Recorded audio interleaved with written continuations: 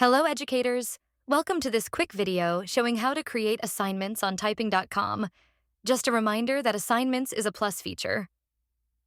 We'll start on the assignments page. To create a new assignment, click the blue Add Assignment button in the top right. Next, you'll choose the type of assignment: core curriculum, typing tests, or games. This choice determines which type of content you can assign. Let's choose core curriculum.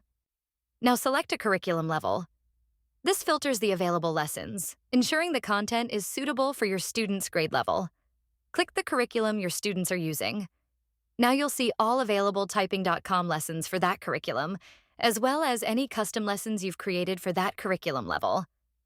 Let's say we want to assign one of our custom lessons. Choose one, preview it if you'd like, then click Continue. Next, choose which class or classes to assign the lesson to. Just check the box next to the class names. Now add a title and description. These details will appear for students, so make them clear and engaging. You also have the option to set a due date by clicking the calendar icon.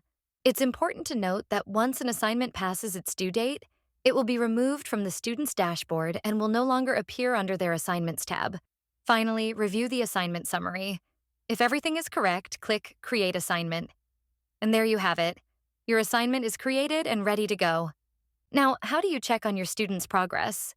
Simply navigate to the assignment you'd like to view and click on it. From here, you can see which students have started the assignment, their progress, their grade, and more. This detailed view helps you monitor student activity and identify any areas where students might need extra help. Now let's quickly look at what this assignment looks like from your student's point of view.